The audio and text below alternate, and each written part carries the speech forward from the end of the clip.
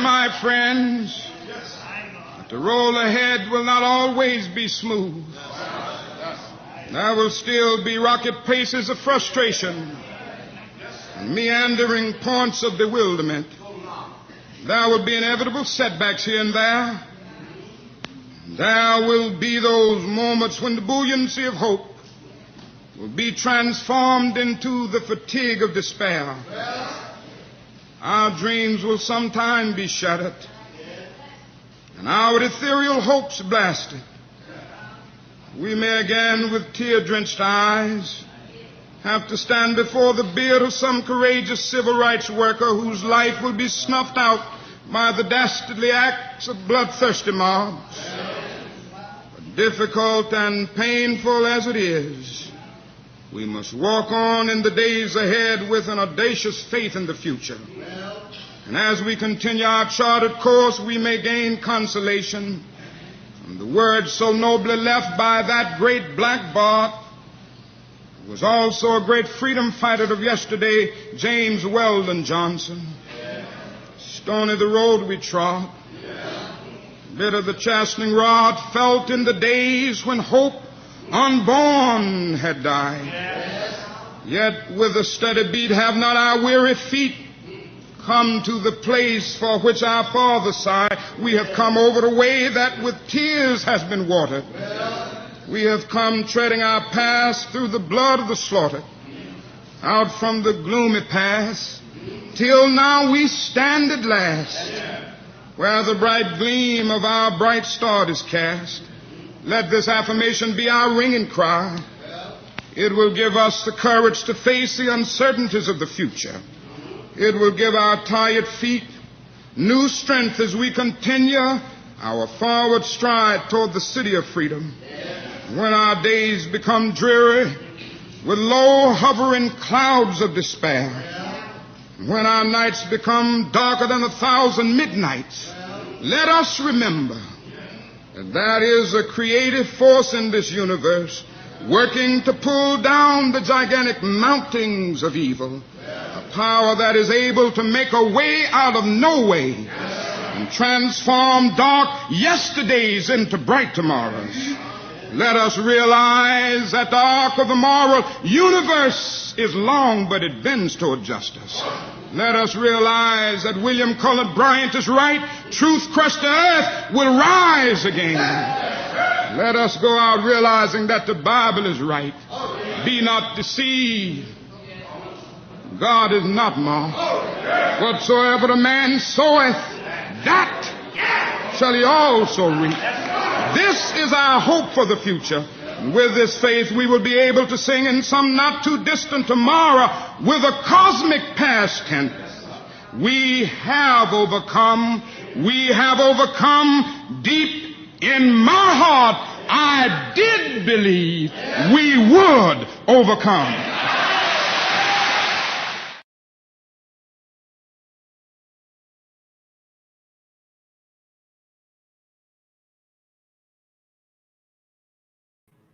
Greetings, cousins, and welcome to the final installment of our three-part series in conjunction with the ABC production by Jay-Z and Will Smith of Women in the Movement, which will give you an inside look at the life of our great ancestor, Mamie Till Mobley, and we will understand why the product is called Women of the Movement. We know that it's been a very male-centric story that's been told, even as we lift up our great Saint Martin and his prophetic words. We are wanting to understand in the depths of the soul of a woman, one woman, whose reputation was built on her commitment to healing, to forgiveness, and to justice. We're here this evening with an extraordinary panel and are just excited to be a partner in the process of telling the story a generation ahead. So we've got this evening, we're pleased to have with us four extraordinary representatives of the cultural heritage that we are highlighting here tonight. We've got Carla Stillwell, the producer of Collaboration Theater. We've got Dr. Lynn Hughes, the founder of the A. Philip Randolph Pullman Porter Museum. We've got Bernard Turner, who is the founder and lead historian in the Chicago Highlights Press. And we've got Carlton Myers II, Esquire, who is the head consultant for Myers Strategic Solutions and a real leader nationally in the area of, excuse my glitch, but reform in the criminal justice system. And don't we just need that? So thanks for joining us tonight. And Carlton, let me ask you, this is our theme tonight. We're really, really digging deep into our spirits and into our practices for the answer to this question. So is it true that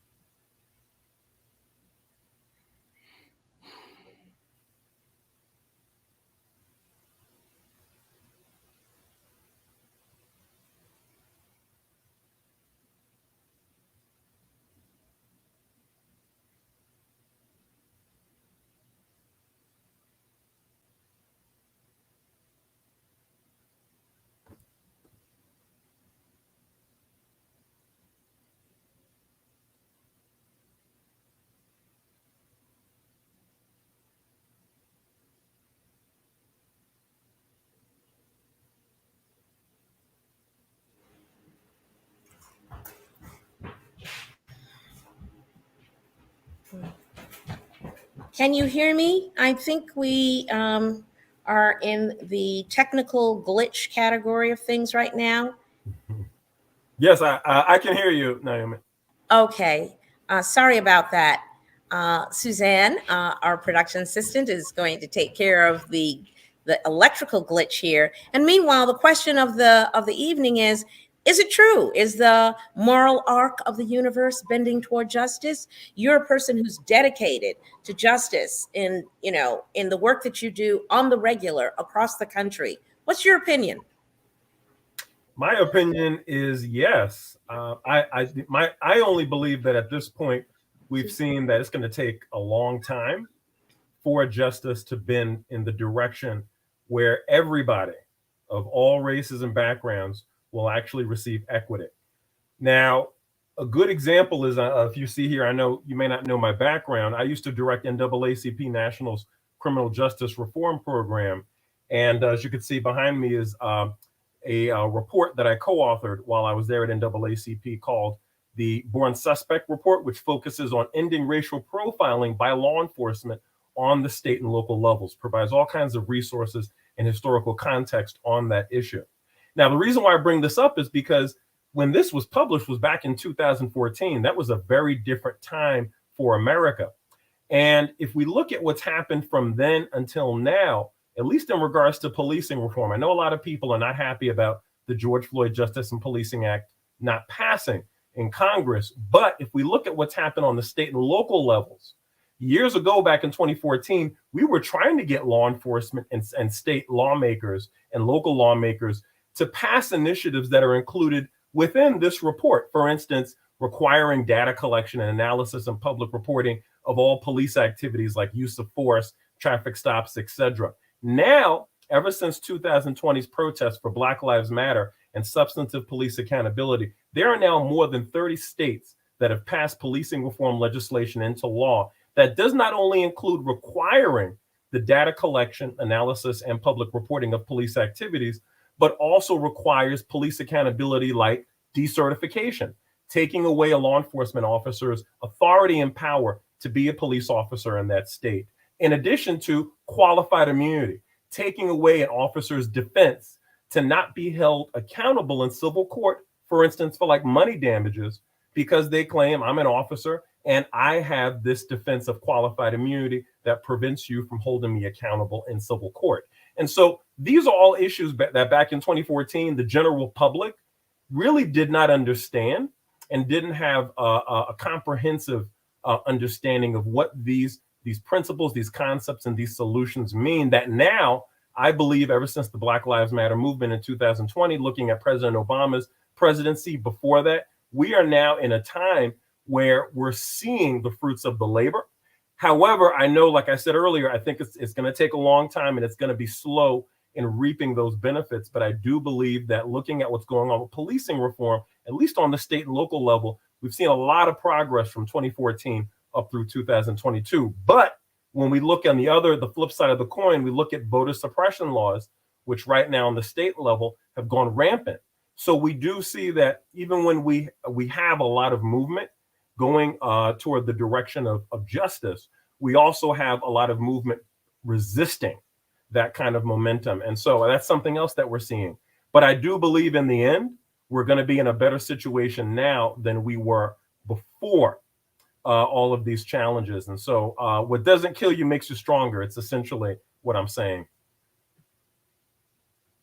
Powerfully poised from the legal perspective and from the social justice perspective to weigh in. Everybody's got an opinion, but everybody's opinion isn't equal. Here's someone whose opinion brings us into the emotional heart center. We've got Carla Stillwell here, a producer. She's an award-winning actor, playwright, producer, artistic director, and teacher for 3 decades. Ms. Stillwell is a teaching artist with Victory Gardens Theater, founder of the Stillwell Institute for Contemporary Black Arts, and most recently, she has joined the staff of Collabor Action Theater Company in Chicago as the company's first full-time producer. So welcome, yes. Carla. Let us in on your perspective. Is the arc bending toward justice? And again, last week we foreshadowed some very special events that Blacks in Green is going to be doing with Collabor Action Theater Company. Tell us about the moral arc, and then tell us about the trial in the Delta. First of all, thank you so much for having me. And here's the thing. Yes, the moral arc always bends, because what's the quote? If we don't know our history, we're doomed to repeat it. History has taught us that if we focus and if we do what's right, the moral arc will bend. So, Naomi, you and I had a conversation a couple of days ago, and we were talking about what's the thread, right? How do we get from point A, how do we get from the tragedy of Emmet Till to today? And part of that is we go through Trayvon Martin, we go through George Zimmerman getting off, we go through the Black Lives Matter movement, we go through the protests, we go through Freddie Gray, we go through all of these moments, and we see the court of public opinion shifting, right? And when the court of public opinion shifts, the jury shifts, because we're supposed to be tried by a jury of our peers. Let's go to the Ahmaud Arbery trial. His defense attorney thought stacking the deck with the white folks was gonna get Michaels, the 2 Michaels, and the other defendant off. But what we have done is in this country, and what we've done with protests and with the truth, right? And video, and this is where art comes into it. This is what we've done with video. This is what we've done with the presentation. This is what we have done with representation. There was a jury full of white folks that were like, you don't get the right to just stop somebody and ask them, and they don't have to bend to your will. So this jury full of white folks convicted these white men of being racist, because that's essentially what it was. Derek Chauvin wouldn't be in jail right now if it wasn't for human beings being moved by what they saw, by narrative, by the narrative being shifted. We wouldn't still be talking about Breonna Taylor and Sandra Bland. And you know what? There's something that you said. Changed. There's something that you said, Carla, when we were just kind of mixing it up on this topic. You talked about, because we talked about the trial of Emmett Till, but Yes. Emmett Till wasn't actually on trial. It was the murderers. And this is a really hot point that you made. We know the name of Emmett Till, but do we know Roy Bryant? Do we know Millam? And who killed Trayvon Martin? And who killed Tamir Rice? Right, and right. who killed Breonna Taylor? And who killed I could go on. Right. So here's where internalized colonization happens, right? I found myself when collaboration had a gift thrown in our lap, right? We got the trial transcript. I kind of want to give you a drum roll here. Because this is the piece that we foreshadowed in last week's episode, where I said, there was a trial in the Delta. Where did the transcript for that trial go? What do we know about what was actually said in that courtroom? And it's 50 plus years later that the actual trial transcript has been unearthed. And God bless you guys. Collaboration in conjunction with Marion Brooks of NBC has done what, Carla? So what happened was,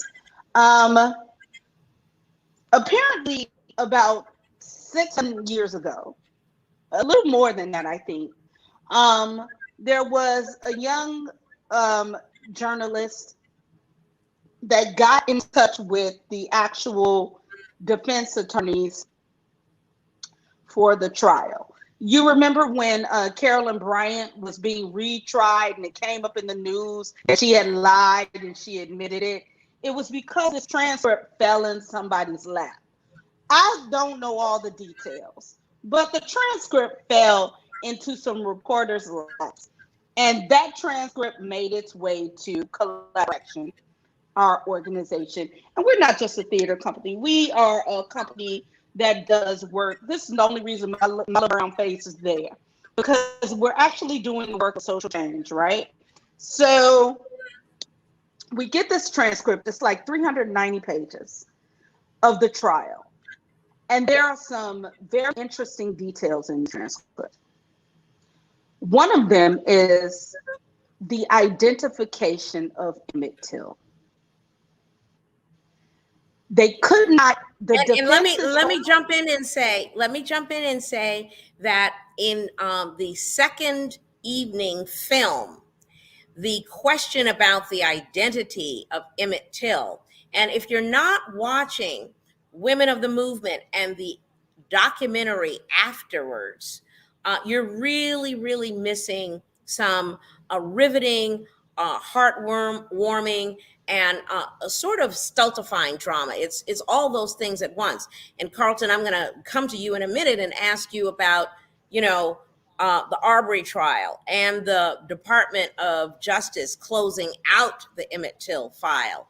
But the idea, Carla, that we have the actual transcript and what became of it on stage. So what happened was we got our hands on this. We read through it as an organization, and it's like, oh, everybody's missing the point. The defense's only argument, and when we talk about the Arbery trial, I'm going to sit back and wait because I think we're on the same page. The defense's only argument was, well, he was so decomposed, and it was 2:00 in the morning when they came to get him. Who can identify who picked him up? And we definitely can't identify the body. We don't know who that is. But Emmett's father had been killed in World War II. And his service ring had been given to his family.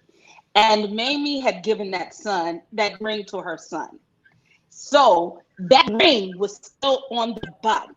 So the crux of our play, our dramatization, I don't even like to call it a play, our dramatization of the actual trial transcript is what's been missing. Mamie could stand there. She could call Jet. She could stand up. She could be for certain. She was sure. People want to know where that strength came from because she knew that was her child because he had that ring. So when Naomi, when you and I talked, the question was, because I said I found myself and I find myself, the media is really tricky. The trial of Emmett Till, the trial of Ahmaud Arbery, the trial of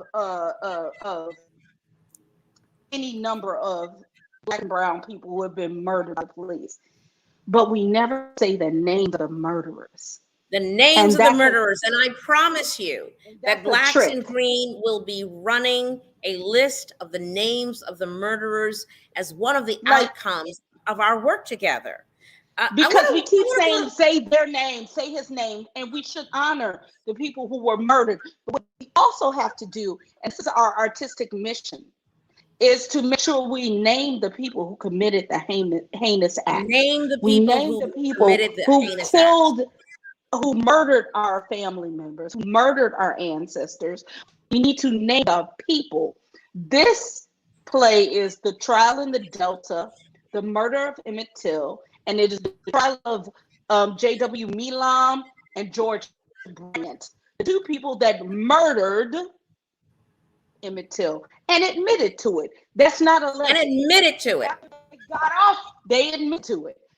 Okay, Carolyn but Carla, Bryant, at the end of her life, admitted that she lied. Carla, let me go to Carlton here for a moment and say, Carlton, were you expecting the Arbery verdict?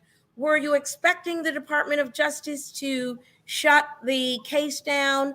Are you expecting the future verdicts to follow a trend of guilty findings? Or are you expecting there to be really a splotchy outcome based on where the trial is taking place? What are your thoughts? My thoughts are that number one, I think one reason why we see a difference in the outcome when it comes to the Ahmaud Arbery case, or Ahmaud Arbery's tragic death, the case involving that, as opposed to the Emmett Till case, the case involving his tragic death, I think is mainly because of the camera. I think having that video camera footage makes a difference. We've seen this even in officer-involved critical incidents, like officer-involved deaths, officer-involved shootings, that having a video camera makes a difference. Look at the George Floyd case with Derek Chauvin putting his knee on the neck for almost 10 minutes on George Floyd, which is the reason why Derek Chauvin was found guilty, was because there was so much camera footage from different angles and eyewitness accounts that, I mean, it was hard for any officer to support him because he just egregiously violated their policies on camera. It's one thing when it's not on camera and it's a he say, she say, which is usually what law enforcement are able to have leverage in those kinds of instances where it's more of a he say, she say, because jurors tend to favor law enforcement's perspective and position on these kinds of instances rather than a civilian, especially if that civilian is a person of color. And so to have that video footage there, it helps a lot because it shows that, number one, Black people are not doing what certain white people claim we do, which is always raising the race card. Anytime something happens, we always have to claim that it's about race. No, this actually did happen. It's not just anecdotal. There's actual hard video and audio evidence, right? And that's one thing that body-worn cameras and dash cams and other forms of surveillance of law enforcement equipment, that's what they provide, including using your camera phone, right, to film what law enforcement are doing. All of that, including the internet, is what has given us this ability that did not exist back in the 50s, when Emmett Till, when he had died and when his mother had his open casket viewing during his funeral. And so, however, back in those days, having an open casket viewing the way she did was equivalent to somebody broadcasting a violent act by law enforcement against a person of color, or from a racist person, a racist white person towards a person of color, which is why the open casket of Emmett Till's body, which was completely, just beyond even recognition. And just having everybody come and see that, it spurred a movement even back then that I believe now we have several of those with body worn camera footage and dash cam footage and people's camera phones. And so I think that's why now we are seeing more convictions and more accountability, because it's more difficult for bad actors, if they be law enforcement or if they be vigilantes, like the men involved in Ahmaud Arbery's death.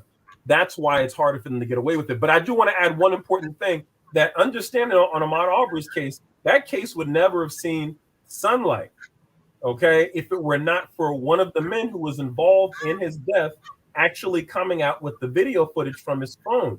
Now, if he hadn't have done that, the prosecution involved in the case and law enforcement involved would have just continued to cover it up, okay? So we have to understand that just having access to body-worn camera or just any kind of video or audio footage of these instances is not enough. It's helpful, but it's not enough. We also need to have directly impacted people, those especially Black and brown people, who are going to have involvement, knowledge, and decision-making authority over how these mechanisms and technologies, how they're being implemented, how these laws and policies are being implemented. If they don't have a seat at the table, then that means that they're on the menu. And that's been the case time and time again for centuries now. So, it's time for us to be empowered in the power we have with all the technology and with the circumstances, and start to use it in our favor. I'm saying all people of color and also progressives, so that we can start, like we talked about earlier, bending that arc toward justice. We can maybe have it move a little bit faster than it is. Well, I'm gonna bring on Dr. Lynn Hughes of the A. Philip Randolph Pullman Porter Museum in none other than Pullman, South Chicago, Illinois, USA. One of a kind establishment, an institution that, again, we're here to remember. We're here to go deep. We're here to lift up. And I'll just before I ask Dr. Hughes to weigh in on the moral arc, I'm going to say, there is movement building. Carlton has talked to us about the kind of pressure that has been brought to bear when there is evidence of a tertiary nature, when there are people watching, and when people get that information, the way they mobilize. But back in the day, we didn't have no cell phones. We didn't have that ability to capture stuff in the moment on the site. But we did have the Pullman Porters, and we did have the Defender newspaper, and we did have a network of communication that was revolutionary in its ability to bring our message through, bring our people together, and produce an outcome that would otherwise not have happened. Dr. Lynn Hughes, you're the founder of the A. Philip Randolph Pullman Porter Museum. And, this cultural icon for the last 27 years has been a real, it's not a new idea. It is a spearhead for the movement. We have been really admiring you, loving you, supporting you, lifting you up. A. Philip Randolph is one of my favorite icons in African American history, in anybody's history. He was responsible in ways that most of us have no idea. Dr. Hughes, is the moral arc bending toward justice? And what's happening at the A. Philip Randolph Pullman Porter Museum? Number one, I want to say I am so honored and proud to be a part of this conversation. When you do the work that we do, you often feel like you're out there by yourself, and the Black Lives Matter movement was a game changer for all of us, because we now know that we have allies. We now know that we have other sets of eyes looking and watching, as the young people say, that have our back, and it's drawn enough attention to so many of the injustices that we have experienced, and not all have been of the physical nature. Injustices of, no other way to say it, ripping away our culture and revisionist history writing and presenting, regurgitating that information to our children that say to them that you have to be a rock star or a brain surgeon or a movie star to make a difference or to matter. But all lives matter. And so I think that one of the reasons why I pushed so hard for 27 years is because the example that the Pullman Porters put forth as a legacy that people talk about to this day is because they were ordinary men who did an extraordinary thing. They stood up for their families, provided for their families in the midst of some very inhumane working environments. But the fact of the matter is that they made history by doing that. And so they were taken advantage of in a way that today would be considered unconscionable. But the fact of the matter is they developed a system. The distribution of the Chicago Defender in the South made all the difference in the world to our ancestors. They provided a means of communication and a networking that today we would not have had that were it not for them. When I say they were ordinary men who did an extraordinary thing, they developed a information technology of that day system where they devised a plan and a method where they distributed the Chicago Defender newspaper from the train in designated spots all through the South. And those newspapers were read by families over and over and over again. And you know And what? so, I got to just stop and ask you because, you and I, we're of a certain age. Okay. That's all I'm going to say. All right.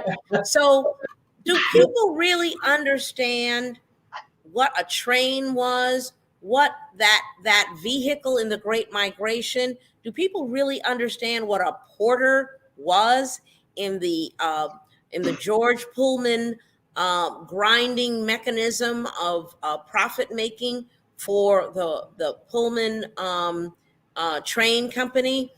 Do people really understand culturally in context what it meant to be a Pullman porter and how that tool was kind of like it was like the internet of yesterday? Talk to us about. well, I think that one of the reasons why the work that we do is so important and it's revolutionary actually, and we excavated a piece of history that no one wanted to talk about. And this is a very interesting thing about our culture.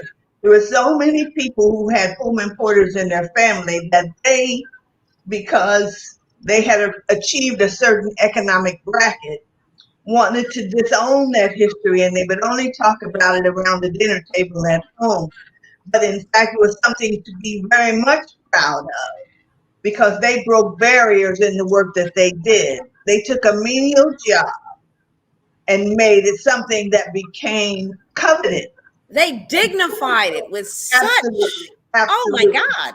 Absolutely. And they developed a system of communicating on the train by the racism that they experienced on the train. And I've had the honor the museum existed for 27 years.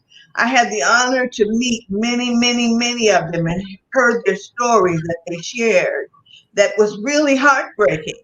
But in fact, they were proud of the work that they did. Most people do not know that in 1941, under the leadership of A. Philip Randolph, they planned to march on Washington. Come on now, talk about it. Think that the 1963 March on Washington was it. It was not. They organized the March on Washington in 1941 to protest against the ill treatment that African American soldiers and contractors experience in the military. They organized the march and it was called off because they got what they went for. They called off, and it's called the Fair Employment Practices. People don't even know where that came from. It came from them. You know what? I got to stop you and say, look, people, if you're listening to this, as you listen, you need to be texting, emailing, Facebooking, or whatever to your people and letting them know they need to dial in. This is shown up history. It's what there is to be proud of. It is where we are on the road to triumph. Please let people know. Dial in to blacksandgreen.org to tap into the live stream, or to our Blacks and Green Facebook page. Get on in here in the conversation. We're going to be following through. We're not entertainment people. We're not production for the sake of production people. We are in action, mobilizing for the triumph of African American people, with the whole system solution for the whole system problem coming to us everywhere. Lynn, keep going. I want to say that I think one of the things, the breakdown in our culture, is that we stop teaching our children our culture. Our culture has been the glue that has held Black families together for decades. And when we bought into allowing the school system to rewrite our history and water it down to make it comfortable for them to talk about, we did our own selves disservice. We did our children a disservice, because the children think there's only 2 or 3 people in history who made history, and that is not true. It's unfair for our children to have that impression, because it says to them that unless they measure up to what the revisionist history writing examples that are presented to our children, if they don't measure up to that, then that means that they are not worthy. There can't be anything. They can't be any more than what the system is telling them that they are. And I say, I don't get invited to a lot of places because I speak truth to power. And so it is what it is, but I'm not going to swallow that. And I'm not going to sit by and allow that misrepresentation to be fed to our children. And so every opportunity that I get, if you put a microphone in front of my face, I'm going to say it. So whether you invite me back or not, that's your issue. It certainly isn't mine. But our people are strong, they're resilient, and we have endured things for decades. And we are strong enough to endure that. But in the process, we make strides each decade.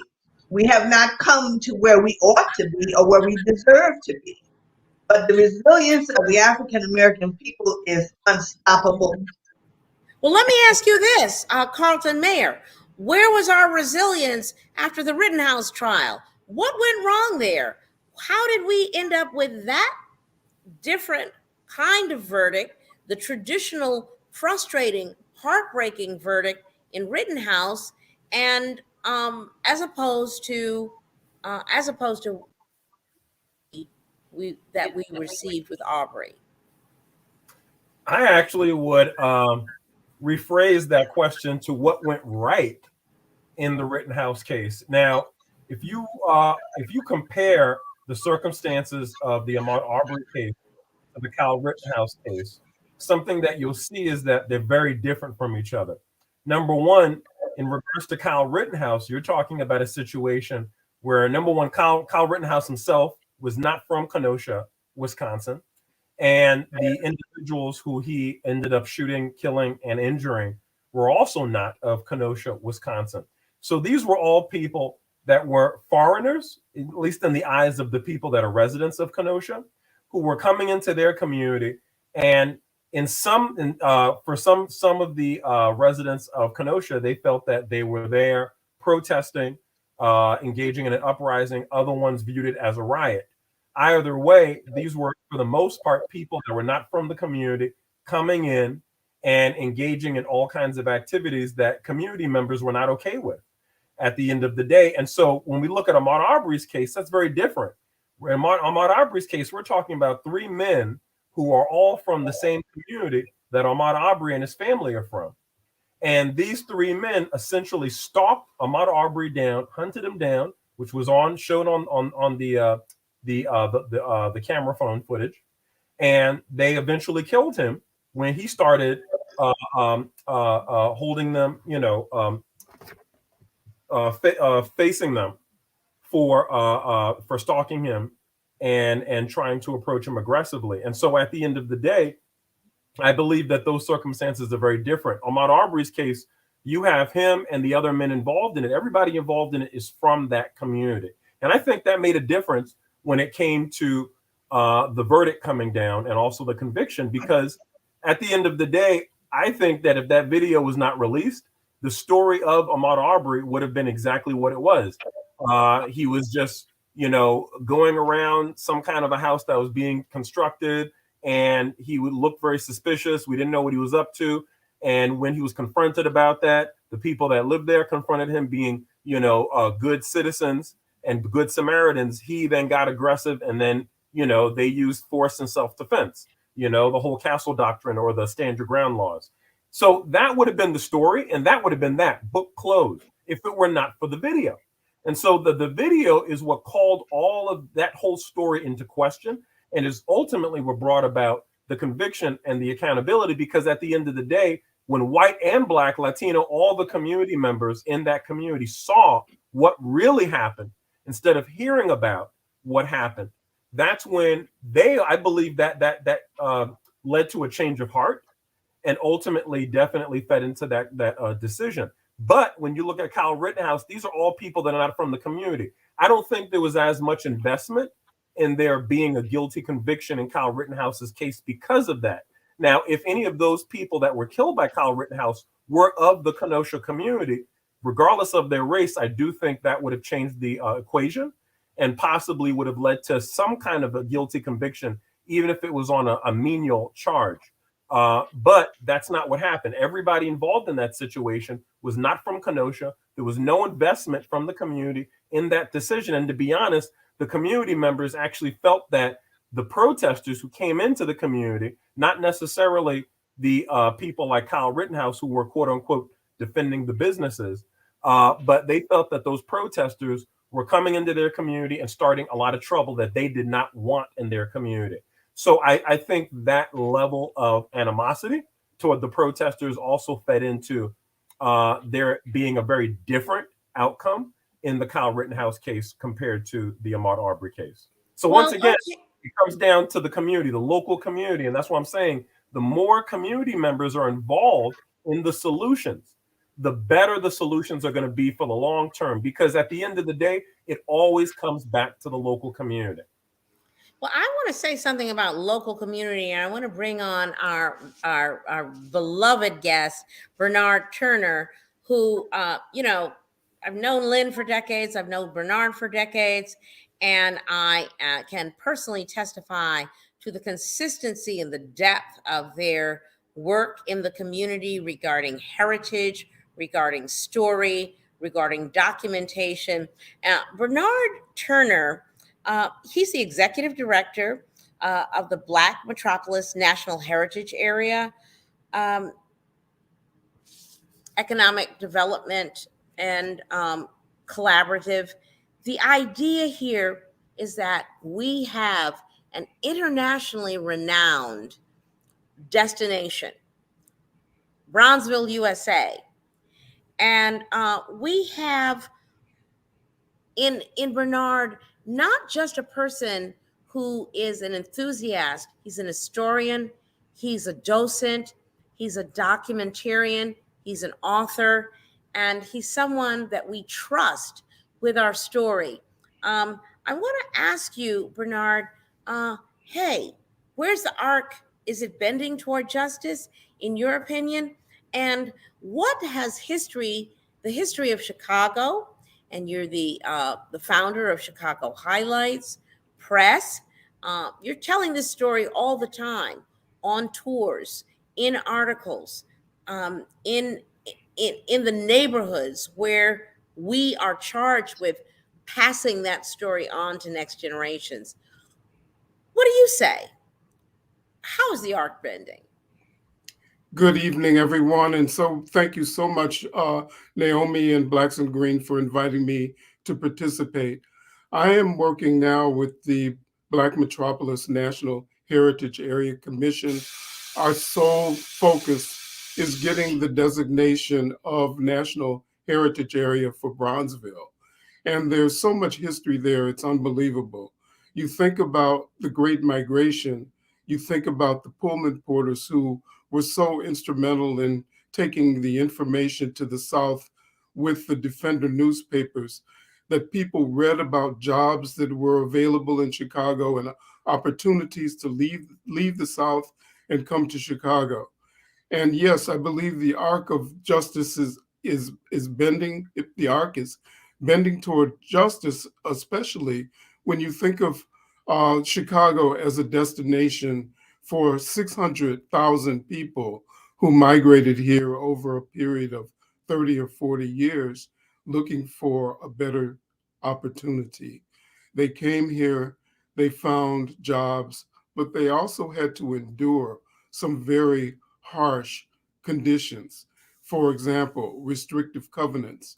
Restrictive covenants were unwritten laws that said Black people could not rent homes in white neighborhoods, and they were forbidden from buying homes, they were forbidden from renting apartments, and so forth. Restrictive covenants were fought, not just here in Chicago, but all over the country, and eventually the restrictive covenants were found to be unconstitutional.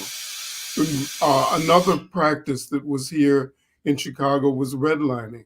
Redlining is a practice where the banks won't lend money to African Americans, but they will lend money to other groups.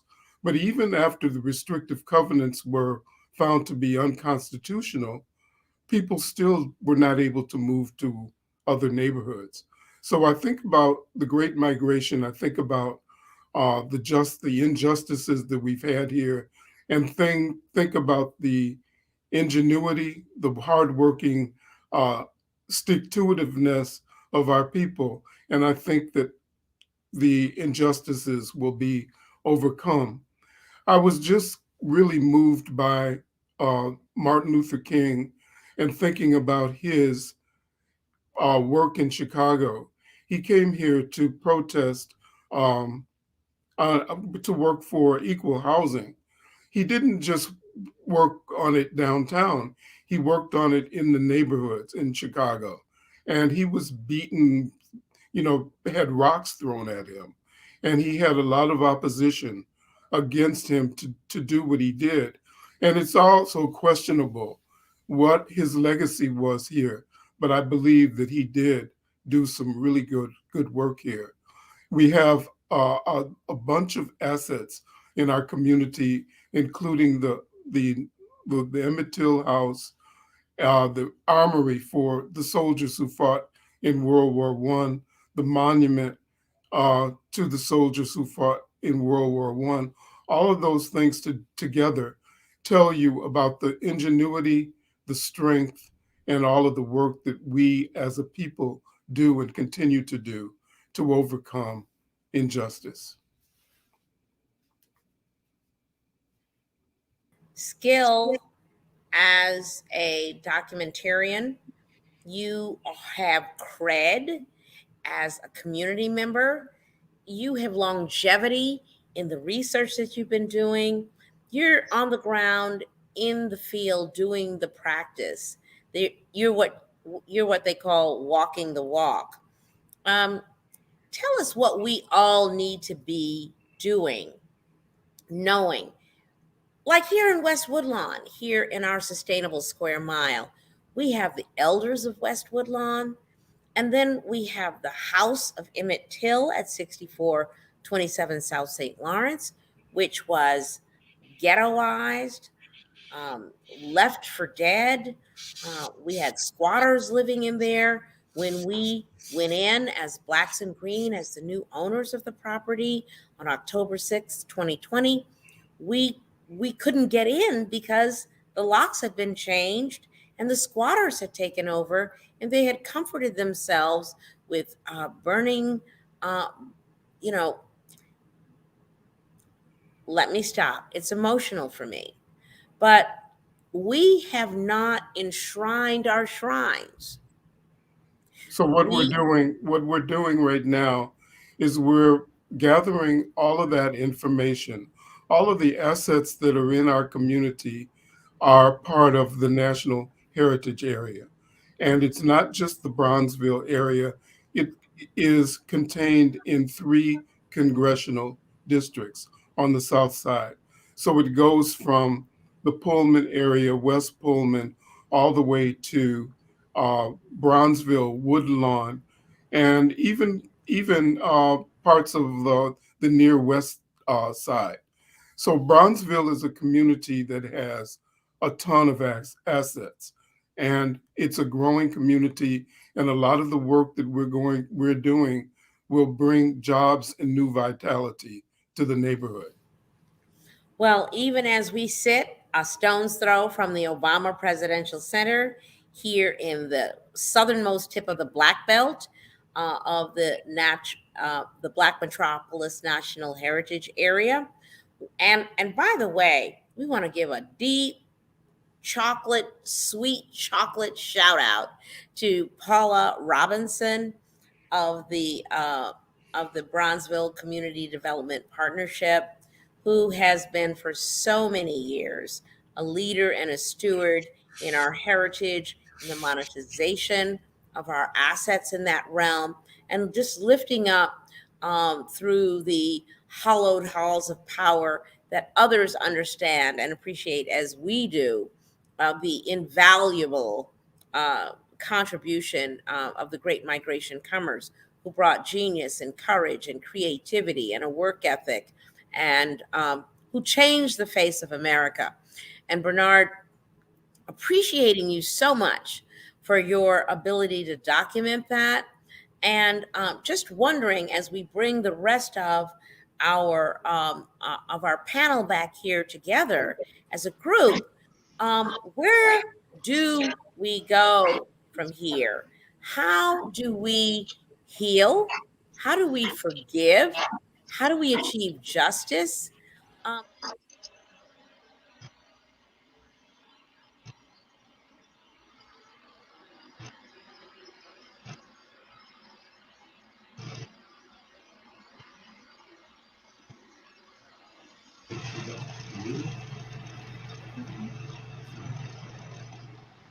how do we move forward? Lynn, Well, I would say first and foremost, we have to take a strong grip and recapture our own history, heritage, and culture because that is our fuel. That is the fuel that keeps us strong. We have to be mindful of the development that is taking place in this country, not just in Chicago, but across the nation, that is happening in every African American community in the United States. We have to reclaim our own power. And by doing that, we bring authenticity and strength back to our community. I can only use as a point of reference my experience with the Pullman Porter Museum. 27 years I brought that history to this city.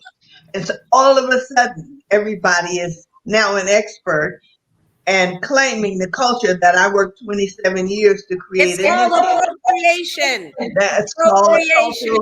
cultural.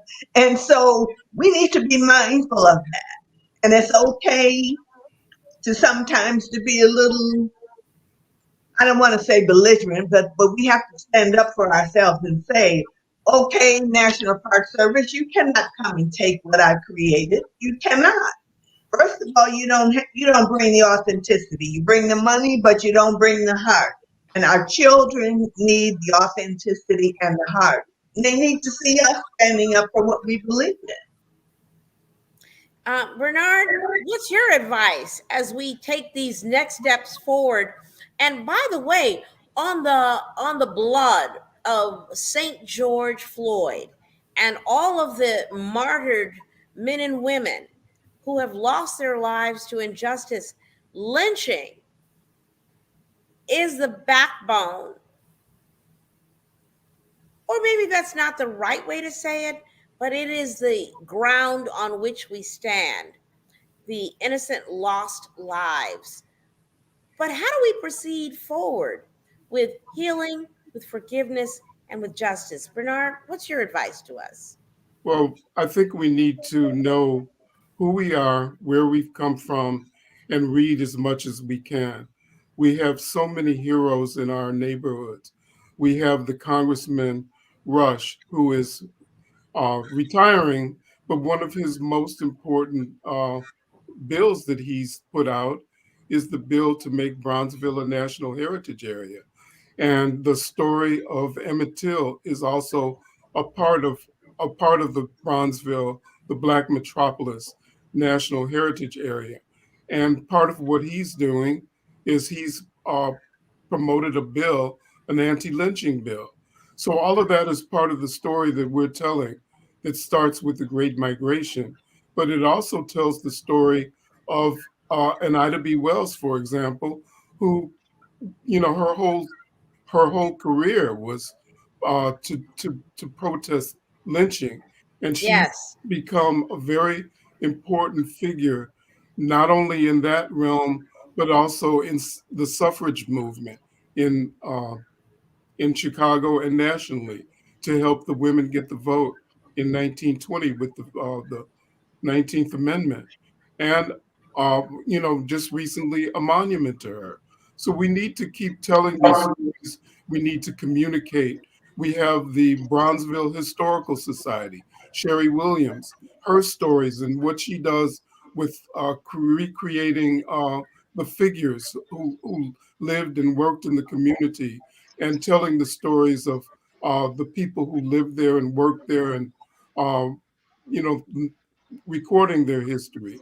So we need to keep our institutions in contact with our lives and with our people.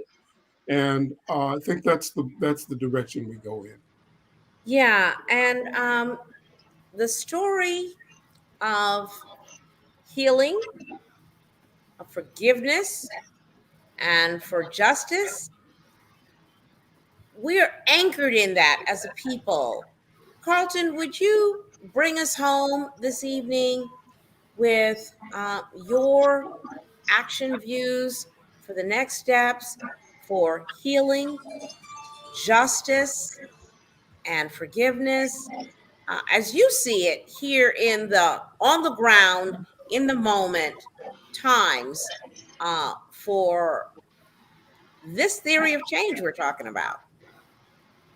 Well, I actually think that a lot of that work has already been seeded by the young people, which I'm happy, and by all generations, no doubt, but most recently by the young people in the Black Lives Matter movement from the 2020 protests. I just believe, with the pandemic and COVID forcing people to stay at home in front of their TVs and watching for almost 10 minutes this white male officer, with his knee over this black man's neck and killing him on camera. Change me, change me.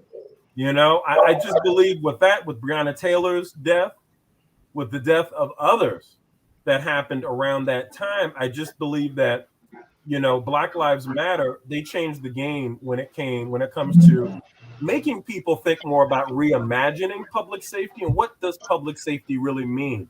Does it mean arrest and convictions? Or does it mean addressing the underlying issues in the community, like Indeed. around poverty, investment, And divestment? let me thank each of your very deep perspectives in law and justice and culture and heritage. As we wind our way out tonight, please know, listening and viewing audience, that Blacks in Green here at the Green Living Room at 6431 South Cottage Grove is determined to continue our advocacy and actionable, measurable results with you here in the age of climate crisis and social justice. And thank you, everyone, for tuning in tonight. Thank you, guests, for bringing your wisdom. Good night. Good night. Thank Good you. night. In the wee hours of the morning, 14-year-old Emmet was kidnapped from the home of his aunt and uncle in Money, Mississippi. He was taken to a barn just outside of Drew, Mississippi, where he was beaten, tortured, and brutally murdered by a group of white men. I'm like fine wine with each line, getting better with time. Make you press rewind on each rhyme. Deuce, deuce land, cruise on, producing land. I sat in heaven at once, so tell me who the man. Scratch that, yo, who the black god? I drop diamonds on the verse, it's that hard from all the pressure. A quarter ticket ain't nothing special, I learned that. Being financially illiterate when I burnt that. See, all I ever wanted was to lift my mama's burden. How she non-stop working, and we non-stop hurting. Make it make sense. Shit, I couldn't myself. Started doing magic tricks with these cards I was dealt. Me and O ran it up, yo, O, we ran it up. Out of state, I'll be damned if I sell it to my people. My partner prayed to white Jesus and he died waiting. Now we pouring liquor on the curb like it's libations. Turn this up if you feel me. I must have made the ancestors proud, cause these crackers trying to kill me. And what I'm spitting, just a day in the life. It's too late for reparations, now you paying the price. Dear America.